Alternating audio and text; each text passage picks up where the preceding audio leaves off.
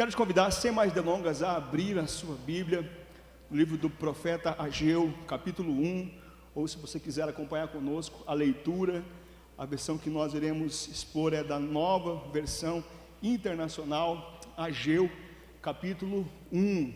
O nosso convite, o convite de Deus para nós nesses dias, é que seja um tempo de reconstrução, queridos. Jesus veio reconstruir a ponte que estava quebrada, reconstruir-nos imagem e semelhança de Deus. Em que sentido, Roger? Deus quer nos reconstruir imagem e semelhança de Deus. Primeiro, querido, porque o nosso Deus, Ele é um Deus de relacionamentos. Deus quer nos reconstruir imagem e semelhança de Deus nos nossos relacionamentos. O nosso Deus é Pai, é Filho, é Espírito Santo. Ele gerou uma igreja, Ele caminhou com seus discípulos, Ele enviou 12, enviou 70, 120, 3.000. O nosso Deus é um Deus relacional, e Deus quer nos fazer imagem e semelhança dEle nos nossos relacionamentos.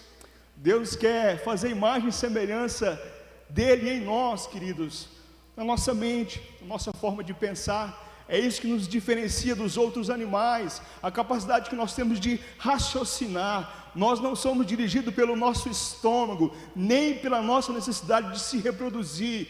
Deus quer nos reconstruir imagem e semelhança dEle, no nosso modo de pensar, mas também no nosso modo de agir, nas nossas decisões. Eu li esses dias um livro muito antigo, que eu não tinha tido a oportunidade de ler. Estava lá na minha mãe e eu vi esse livro perdido por lá. Em seus passos, o que faria Jesus? Queridos, que história linda, de uma pequena comunidade na América do Norte, em que o pastor fez um desafio para aquele povo decidir, em seus passos, o que faria Jesus. E aquela igreja experimentou ser reconstruída a imagem e semelhança de Deus. Há um outro aspecto, querido, que Jesus quer nos reconstruir. Por isso que Ele rasgou o céu, se fez homem por amor a você e a mim. Reconstruir as nossas emoções, querido.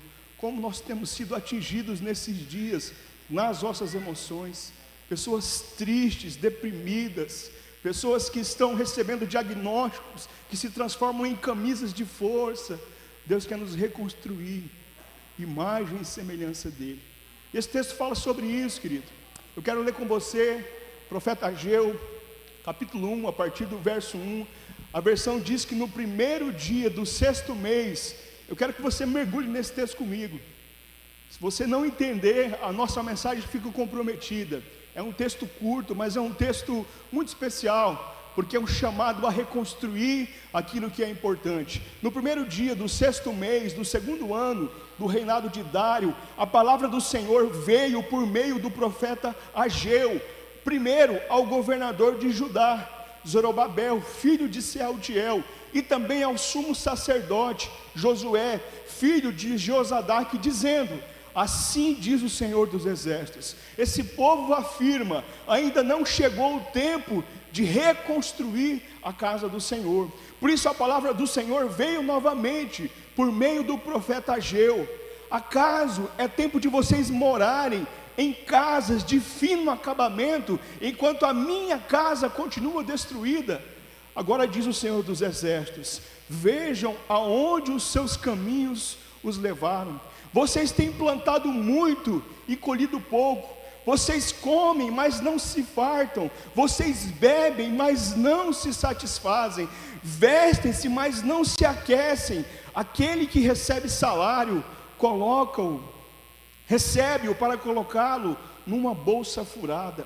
Assim diz o Senhor dos Exércitos, mais uma vez: vejam aonde os seus caminhos os levaram. Subam o monte para trazer madeira, construa o templo para que eu me alegre nele e seja glorificado, diz o Senhor. Vocês esperam muito, mas eis que o que veio, pouco. E o que vocês trouxeram para casa, para o templo, eu dissipei como um sopro. E por que o fiz? Porque o Senhor dos Exércitos, pergunta ao Senhor dos Exércitos, por causa do meu templo, que ainda está destruído, enquanto cada um de vocês se ocupa com a sua própria casa. Por isso, por causa de vocês, o céu reteve o orvalho, e a terra deixou de dar o seu fruto. Nos campos e nos montes provoquei uma seca, que atingiu o trigo, o vinho, o azeite, e tudo mais que a terra produz, e também os homens e o gado. O trabalho das mãos de vocês foi prejudicado. Zorobabel, filho de Sealtiel, o sumo sacerdote, Josué, filho de Josadaque, todo o restante do povo obedeceram à voz do Senhor, o seu Deus, por causa das palavras do profeta Ageu, a quem o Senhor, o seu Deus, enviara, e o povo temeu o Senhor, aleluia por isso. Então Ageu, o mensageiro do Senhor, trouxe esta mensagem do Senhor para o povo: eu estou com vocês. Posso ouvir um amém? Ele está conosco, declara o Senhor. Assim o Senhor encorajou o governador, o sumo sacerdote e todo o restante do povo, e eles começaram a trabalhar no templo do Senhor dos exércitos, o seu Deus, no 24º dia do 6º mês, no 2º ano do reinado de Dário. Me permita te explicar o contexto, querido. Nós saímos de Neemias, o povo volta do cativeiro babilônico animado. Em 52 dias eles conseguem reconstruir um muro. Você lembra disso? Enquanto uns assentavam tijolo, mexiam massa, os outros estavam com a espada em punho. Eles revezavam, trabalhavam dia e noite. Assim que o muro se estabeleceu, eles lançaram o alicerce do templo. Mas a rotina chegou, a plantação começou a dar os seus frutos, cada um separou o seu terreno para construir a sua casa, e passou-se 16 anos, e o templo permanecia nos alicerces. Querido, essa história para a gente não é estranha. Tem uma escola do lado da minha casa. Essa escola custou mais de R$1,5 milhão. Meu filho tem 9 anos. Quando estávamos grávidos do Davi, essa escola havia terminado. Aliás, estava sendo construída e faltavam alguns acabamentos. Até hoje, se passaram 9 anos, aquela escola continua inacabada. Nós sabemos bem o que é isso. Nós temos uma tradição no nosso país de obras abandonadas. Eu sei que perto de você deve ter uma obra abandonada, mas é exatamente isso que o povo de Deus faz.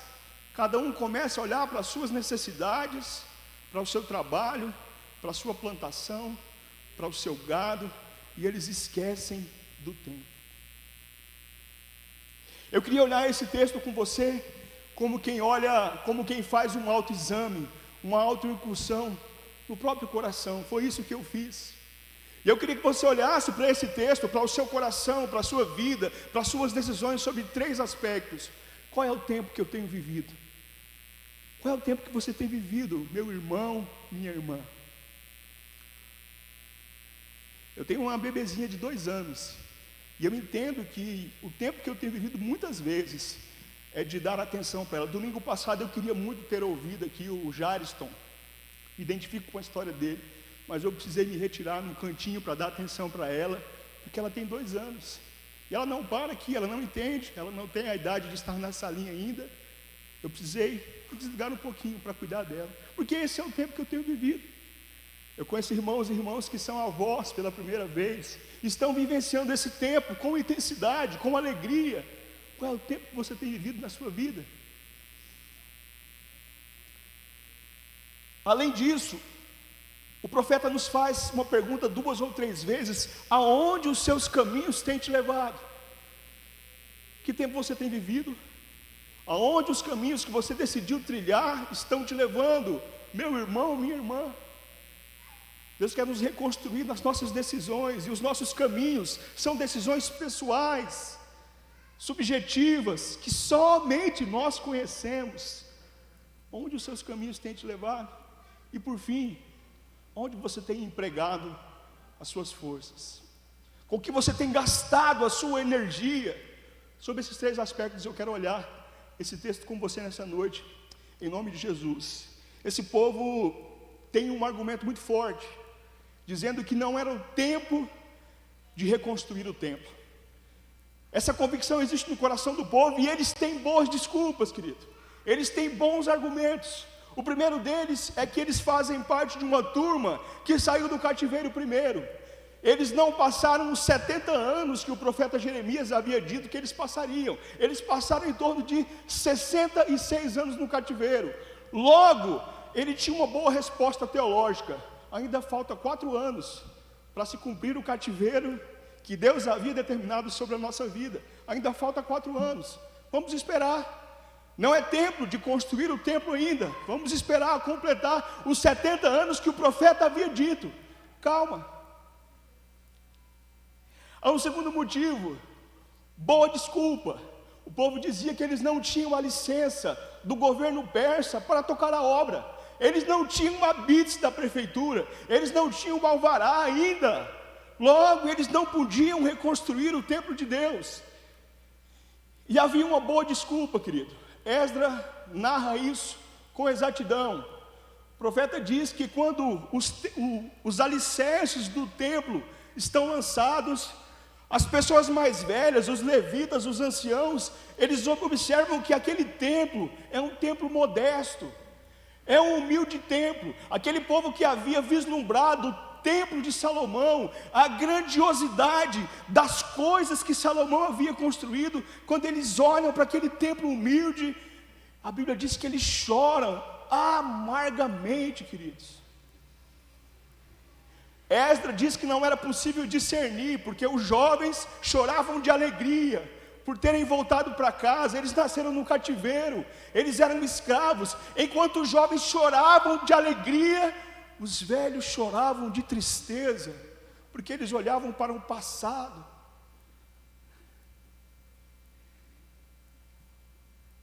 As pessoas tinham boas desculpas para dizer: não vamos reconstruir.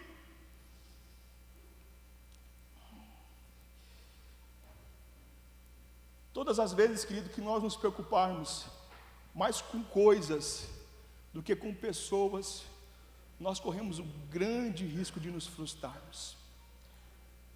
Aquelas pessoas olham para aquele templo humilde e eles se frustram, porque o coração deles não estava nas pessoas, estavam nas coisas.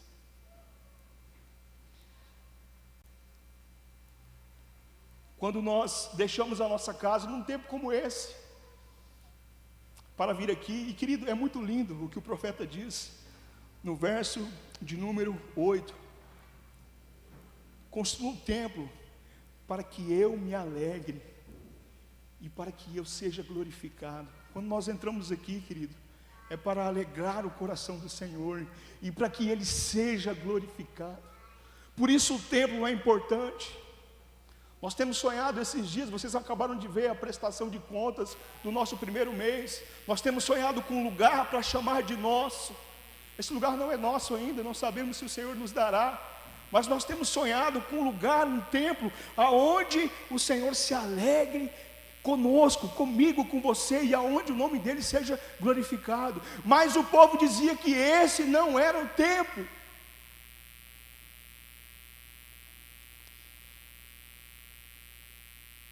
Quando nós nos reunimos aqui, nós deixamos o nosso egoísmo, a nossa mesquinhez, para adorar junto com o nosso irmão.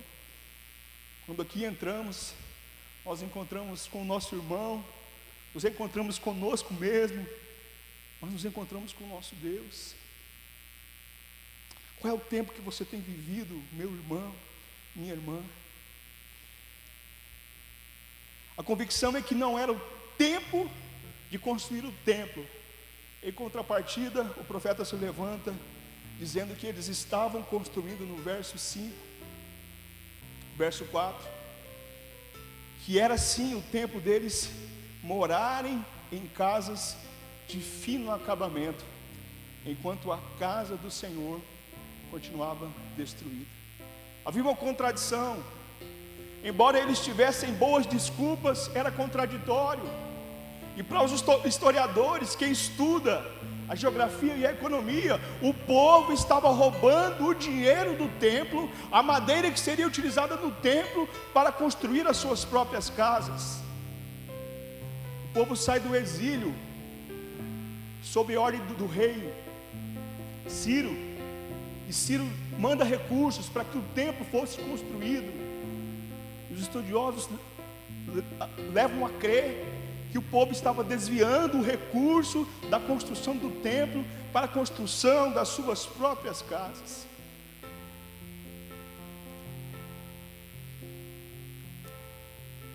O povo estava olhando cada um para o seu umbigo, querido, para as suas próprias necessidades.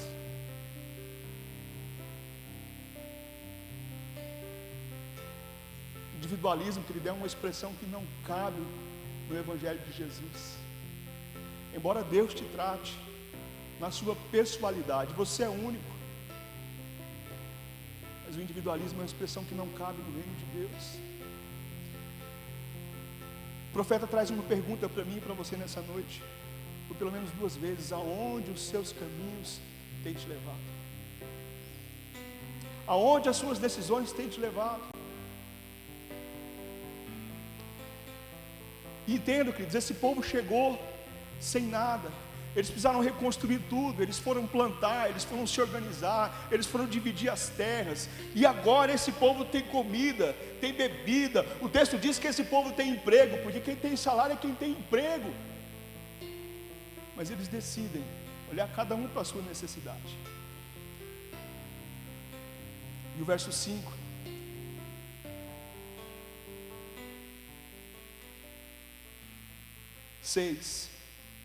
existe uma insatisfação no coração daquele povo com as suas decisões, com os seus caminhos.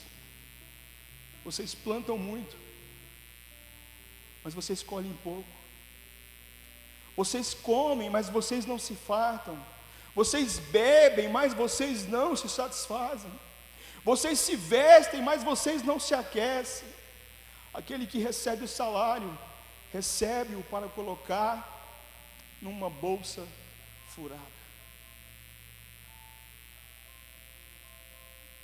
Sabe, querido, esse povo não está na idolatria, esse povo não está na prostituição, esse povo não está na murmuração. Sabe onde é que esse povo está? Acomodado. O pecado desse povo é o pecado da acomodação, porque a filha mais velha do egoísmo é a acomodação, querido. Quando nós passamos a olhar para o nosso umbigo, para as nossas necessidades, o nosso caminho é o caminho da acomodação. 16 anos se passaram e o templo continuava nos escombros. 16 anos haviam se passado, de repente havia nascido tiririca, mato em cima dos alicerces, e o povo estava acomodado.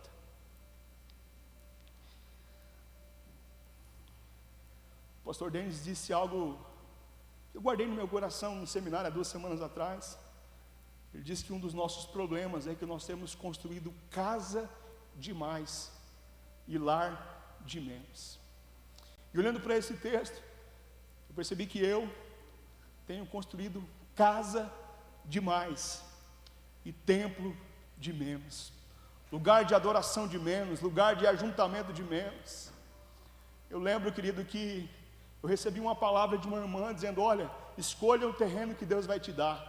Eu havia me frustrado, havia sido sorteado para um financiamento e não pude assumir, porque o meu orçamento não permitia, e havia uma tristeza no meu coração muito grande. E eu cheguei naquele dia na igreja, a irmã falou: por que você está triste? Eu falei: não, irmã, me conta, irmão. Ela virou e falou: eis que vos digo, Deus manda escolher um terreno e Ele vai te dar. E eu escolhi, querido, eu escolhi um terreno. Eu fui lá, olhei aquele terreno, orei e falei: Deus, um dia eu quero receber pessoas aqui nesse lugar.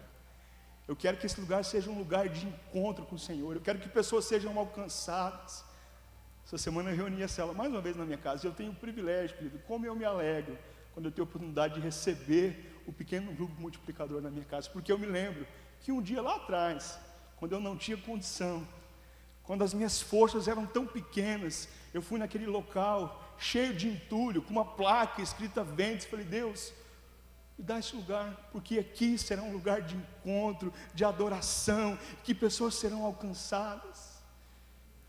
Mas nós nos acomodamos, querido. Nos acomodamos com a troca do nosso carro, com o nosso concurso, com as nossas necessidades, que são legítimas, querido. Me entenda nessa noite. Eu não estou dizendo que você não tem que cuidar da sua família. Eu não estou dizendo que você você não tem que melhorar a sua casa. O que eu estou dizendo é que nós não podemos abandonar o projeto de ser reconstruído, imagem e semelhança dele, porque senão nós vamos perceber que nós vamos beber, comer, se vestir, e isso não nos trará satisfação, querido.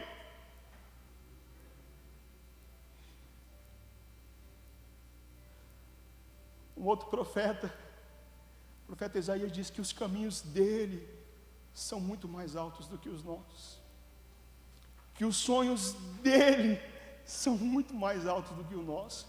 Eu queria uma casinha pequenininha, num condomínio fechado aqui, querido, sem desprezo nenhum, um terreninho pequenininho. Aquele era o meu sonho. E Deus de repente me dá uma casa no fundo da escola que eu estudei a vida inteira, 200 metros da minha sogra e 500 metros da minha mãe, 12 por 30, eu tenho lá no fundo pé de limão, de acerola, plantei agora com a mensagem do Denis, pocã, manga, goiaba, no fundo de casa. Eu quero plantar pitaia, Nilton. Será que dá? Porque os sonhos dele são muito superiores aos nossos, querido. Aonde os seus caminhos, as suas decisões têm o levado. O verso 9, nós estamos caminhando ao fim, acalme seu coração. Vocês esperam muito, mas veio pouco. E o que vocês trouxeram para casa, eu dissipei com um sopro. E por que o fiz? Pergunta o Senhor dos Exércitos. Por causa do meu templo, que ainda está destruído, enquanto cada um de vocês se ocupa com a sua própria casa. A primeira avaliação é: qual é o tempo que você tem vivido? A segunda é: aonde os seus caminhos têm te levado? E a terceira: aonde você tem dirigido as suas forças? O profeta Isaías nos lança uma pergunta, e essa pergunta eu guardo no meu coração, porque você gasta o seu dinheiro, as suas forças, o seu recurso com aquilo que não é pão, com aquilo que não pode te satisfazer.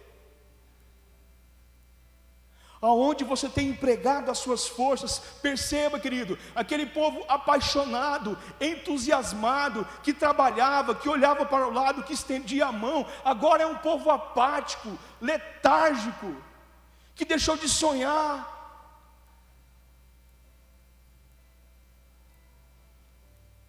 O propósito de Deus foi atropelado pelo egoísmo mesquinho do coração daquele povo. E me permita te dizer algo, querido. O templo não foi construído porque o povo deixou de dizimar, porque o povo deixou de exercer a sua generosidade.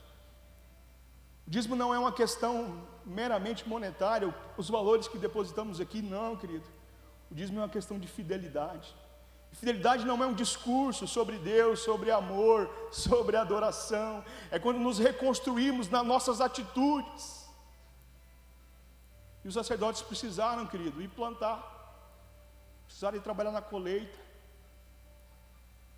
porque não tinha tempo, não tinha adoração, não tinha culto.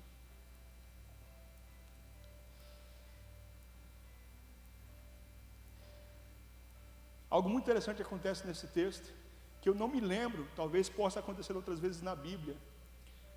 O verso 14, aliás, o verso 12, diz que o sacerdote, o governador e todo o povo de Deus obedeceu e voltaram para a reconstrução do templo. Isso é muito lindo, querido, porque nós sabemos o que devemos fazer. Nós sabemos o que devemos fazer, nós sabemos das nossas limitações, mas nós precisamos de um profeta que se levante dizendo: olha, vocês abandonaram aquele projeto inicial. E nessa noite eu quero ser profeta na sua vida. Não abandone a reconstrução.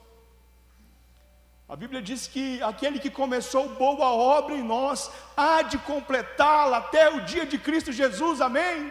Deus começou uma boa obra em nosso coração, querido. E Deus te trouxe aqui nessa noite para que essa obra seja retomada, para que o projeto de reconstrução de Deus na sua vida seja retomado, em nome de Jesus. Em nome de Jesus. Deus quer fazer isso em nosso coração, querido.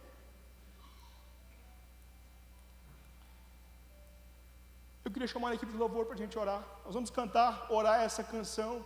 Nós estamos voltando para a essência da adoração. Nós estamos voltando para Jesus.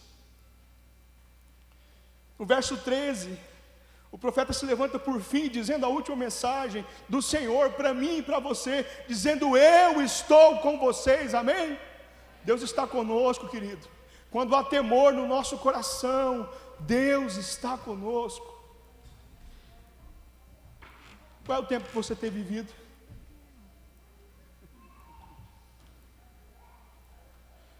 Não posso responder qual é o tempo que você tem vivido, querido. Mas o tempo de Deus para nós é hoje. O tempo de Deus para nós é agora. A Bíblia diz que Ele é o mesmo ontem, hoje e eternamente. Mas o maná caía todos os dias. A palavra de Deus, ela se revela, ela se renova a cada manhã. As misericórdias do Senhor se renovam sobre as nossas vidas todos os dias. O Senhor Jesus nos ensina a orar pelo pão de cada dia. Jesus diz que basta cada dia o seu mal. O tempo de Jesus para nós é hoje, querido. É hoje. Talvez amanhã seja tarde demais. Não perca o time. Deus entende o tempo que você tem vivido, querido. Deus sabe das suas limitações, sejam elas quais forem. Que Deus não acata, querido, assim como foi com esse povo, são as desculpas. Eles tinham boas desculpas para dizer que aquele não era o tempo. Não era o tempo. Quais os caminhos? É a segunda pergunta para mim, para você nessa noite. Quais são os caminhos? Eu só conheço um caminho, querido. Jesus disse que Ele é o caminho, a verdade e a vida. Ninguém pode ser reconstruído em imagem e semelhança de Deus se não for através de Jesus. Volte para Jesus nessa noite. Ele é o único caminho. Não há um caminho alternativo, não há uma rota, não há um atalho, não há uma denominação, não há uma religião. Jesus é o caminho, a verdade e a vida. Qual é a nossa força, querido? Essa semana eu me peguei abatido, frustrado, tal como esse povo, que se veste, não se aquece, come, bebe, mas não se satisfaz. E eu olho para os meus frutos mirrados, frutos defeituosos, e eu falo: Jesus. E Deus me trouxe uma palavra que Paulo diz a Timóteo: filho, procura-te apresentar-te a Deus. Isso é libertador, querido, quando nós temos que nos apresentar a Deus, não ao nosso chefe, não ao nosso professor. Procura te apresentar-te a Deus como obreiro, como trabalhador, como aquele que tem disposição de servir, como obreiro aprovado, que não tem do que se envergonhar, e que conhece e que maneja bem a palavra da verdade. A nossa força é o Espírito Santo. Ele é o nosso consolador. Jesus só diz: vai, não se preocupe com o que vocês vão dizer, não. Eu trarei as palavras à sua boca, quieto o seu coração. O Espírito Santo tem essa força.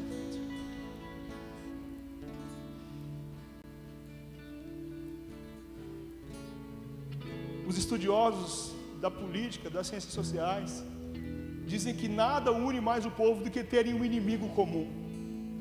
Nós temos vivido isso. Há um inimigo comum do lado, há um inimigo comum do outro, e há uma galera se degradando aí. Enquanto o povo estava preocupado com o inimigo, eles levantaram rapidamente os muros da cidade. 52 dias, querido, eles levantaram os muros, porque havia uma preocupação, que era o inimigo externo. E quando nós estamos preocupados com o inimigo, querido, nós vamos construir sempre muros. Muros que nos tornam inacessíveis. Muros que nos impedem de acessar os outros e de ser acessados por Ele. Mas o que Deus nos convida nessa noite é construir templo, lugar de adoração. Nós temos sonhado nesses dias com o templo. Você pode fazer parte disso. Pode procurar o Alberto ali no final, pegar seu termo de adesão, fazer o seu compromisso. Porque isso aqui, querido, é resultado da adoração no nosso coração. Deus me tratou muito com esse texto. Eu sou apaixonado por pequeno grupo, por reunião nas casas. Eu acho que elas são incríveis, elas fogem à nossa formalidade de ter que vir aqui de calça social, penteado para quem tem cabelo. Mas Deus me confrontou, querido, a sonhar com um templo, porque esse é um sonho coletivo, esse é um sonho da comunidade, onde a gente possa se ajuntar, e como diz o texto, o nome dele seja glorificado, porque nós deixamos a nossa zona de egoísmo, porque nós deixamos o nosso mundinho pequeno e sonhamos juntos para a glória de Deus. Eu quero te convidar a ficar de pé, em nome de Jesus. Eu não sei se você tem levantado muros nesses dias. Eu não sei se você está aliado a pessoas porque vocês têm o mesmo inimigo. O nosso inimigo é o diabo, ele é o nosso adversário. Jesus diz: olha, não se preocupe com quem quer matar o seu corpo, se preocupe com aquele que mata a sua alma para depois matar o seu corpo. O nosso inimigo é o diabo, querido, não são as pessoas. Quero te desafiar a derrubar muros nessa noite e construir um lugar de adoração na sua vida, a sonhar como comunidade, amém? Vamos cantar essa canção, feche seus olhos, faça isso em oração, se você puder, se você conhecer a letra, se não, vamos cantar junto. Como a música esmorece e o resto desaparece, simplesmente a ti me achego, ansiando oferecer algo de valor para abençoar teu coração. Nós podemos alegrar o coração de Deus, querido. Quando a música esmorece e o resto desaparece, simplesmente a ti me achego, ansiando oferecer algo de valor para abençoar teu coração. Mas que uma canção eu te darei, pois apenas uma canção É muito mais. não é o que queres. Deus quer o seu coração, um lugar de adoração no seu coração. Mais profundo busca, Senhor, do que os olhos podem ver. Queres meu coração. Diga para quem você está voltando nessa noite. Estou voltando à essência da adoração. Deus não está preocupado com a sua A aparência. essência és tu. Deus olha para o seu coração nessa noite. Jesus, oh, me perdoa pelo que eu fiz dela. A essência és tu. Quando a essência és tu, Jesus.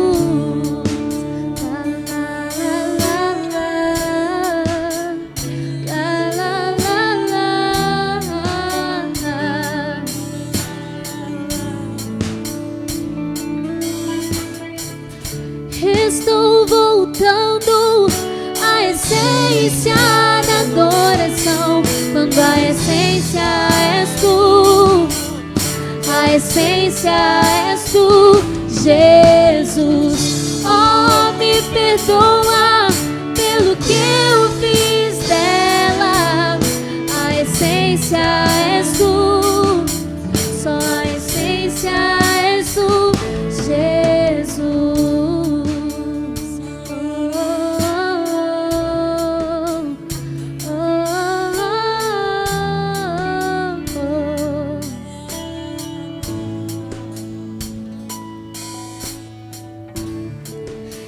de imensurável valor. Ninguém pode expressar o quanto és digno.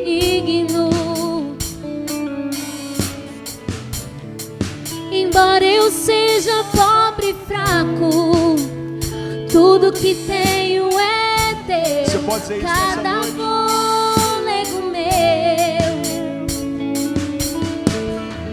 Mas que uma canção eu te darei, pois apenas uma canção não é o que queres de mim.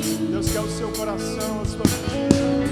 Mais profundo busca, Senhor, do que os olhos podem ver. Queres meu coração. Estou voltando à essência da adoração, pois a essência és tu. Como o filho pródigo voltou para o Pai, nós voltamos para o Senhor. Me perdoa pelo que Perdoa as eu nossas fiz desculpas. dela, quando a essência és tu. O nosso Quando a egoísmo, Senhor, essência a és nossa tu, insatisfação. Jesus. Estou voltando à essência da adoração, pois a essência és tu. Pois a essência és tu, Jesus. Oh, me perdoa pelo que eu fiz dela. A essência és tu. A essência és tu, Jesus.